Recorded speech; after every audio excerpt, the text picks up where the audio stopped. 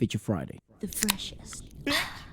This has been quite sent to us. It's fairly old, but we'd never seen it, and a ton of people wanted Wlsk's opinions on this. Obviously, you know, the voice stuff, and the lads are very, very good. Also, I love 17, okay? I love them. I watched so many of their fan clips, and I obsessed over them for so long. Never mind. Moving on. This is IU's show. Blueming. Yeah, and they're covering IU's song.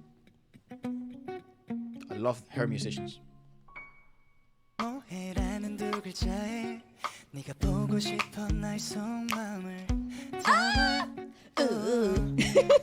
Wow, he sounds so good on his timbre, this.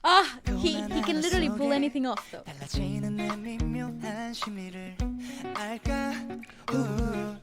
Oh, Hoshi is it? Tiger Man.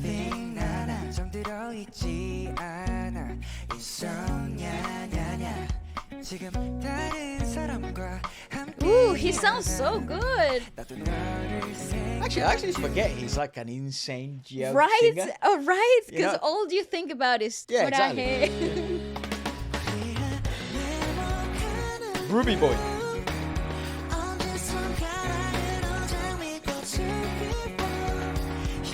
Damn.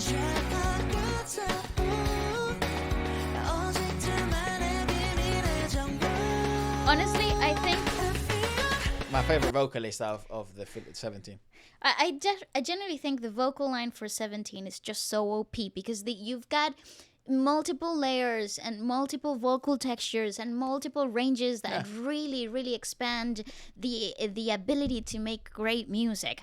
In this particular version of Blueming, I actually love the fact that the first person that comes to mind when to cover a song in the same register as IU was Woozy from the beginning. That's the first person that my mind went into, which I think in that little verse there, you really got to explore some of the extent that the similarities between IU and his vocal timbre in a very subtle and soft kind of like vocals. I love that. Also, imagine being that musically talented. Like Oh, that yeah. guy's composition skills are really, really good, and I don't think they're underrated. But obviously, his work is not as popular as 17's work. But he's so involved in all of 17's Well, I was gonna compositions. say, I would argue that his solo work might not be as popular, but his work has been very known because obviously he Everything is composes his, a basically. lot of Yeah, 17 true, title true. tracks. So, you know. True.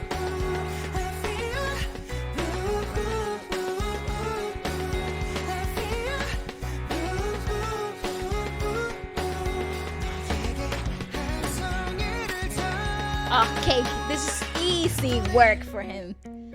Easy work. It's a good song like this.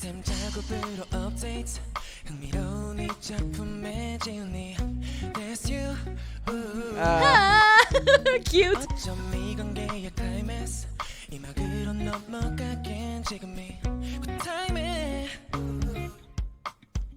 Coolest bassist out there. I know, I love her. She's so cool.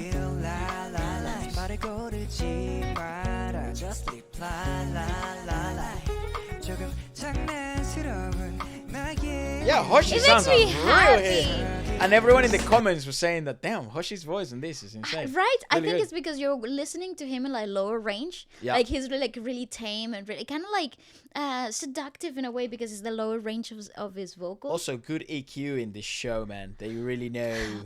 Also, I just love that everything is so live. I'm a big fan of IU, man. Me too. I love her.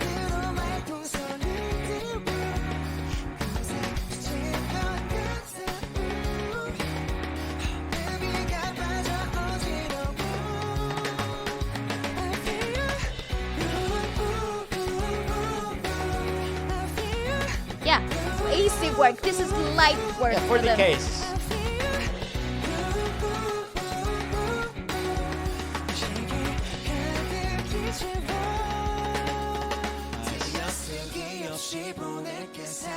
This is the textures that I was talking about earlier. The advantageous vocal line. Go, Hush. Yeah, very good. Ooh, cool, stop.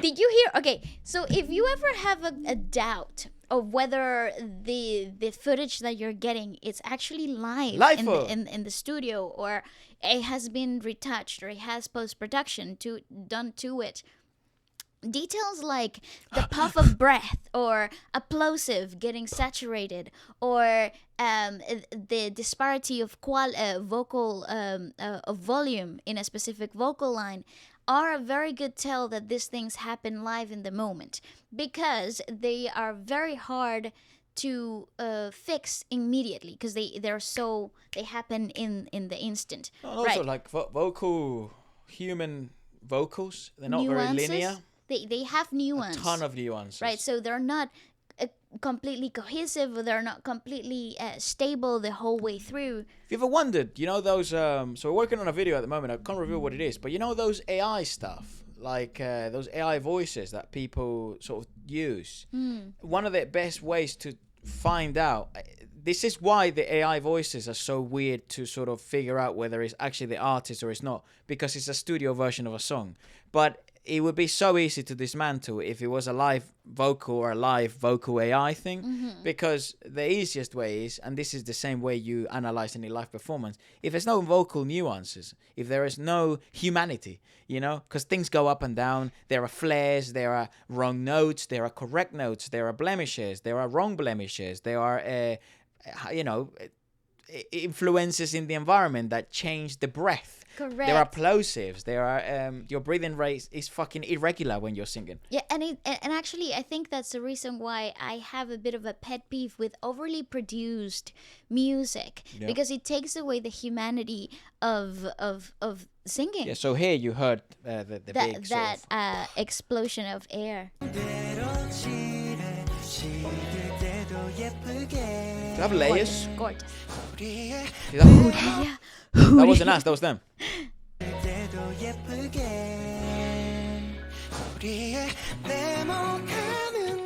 And there's also an edge of like oversaturation as well.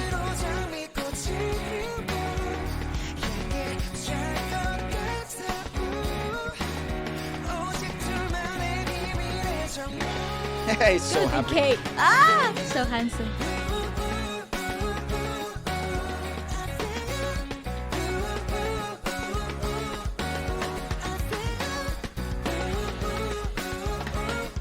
Ooh, that drummer's eating though. Whoa!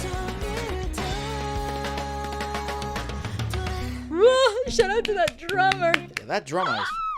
He ate, bro. What the fuck? He literally spazzed out in the last two lines. And everyone in the comments was literally saying, Hoshi's voice is highlighted in this one. Yeah. I love it. Hoshi's voice is really heaven. Hoshi needs a ballad now. Indeed. I agree with that. I like Dino's voice. He always captivates my attention. DK and Woozy slayed. They really did. I think Woozy was the perfect vocal color for this song. I think that he could do the whole song by himself and everybody would be like, oh my god, this that girl was perfect. said the girl who is holding the guitar is playing like a rock star. It's not a guitar, bass. it's a bass. But she is a rock star and we love her.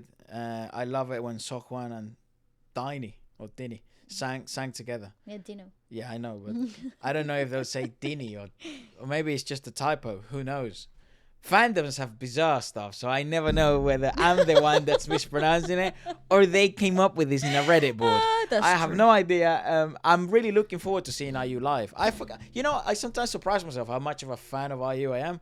But whenever I see her live, like in clips or we see review stuff, I'm like... you go to an old playlist and it's all full with her stuff. And I'm like, what the wow. Dude, I love her shit. So let us know what you guys thought about it and what else should we check out next. It can be nostalgic, it can be old, it can be new. I know Wendy just came out. She's obviously one of K-pop's strongest vocalists. We'll probably feature it on either this week or next week's Feature Friday.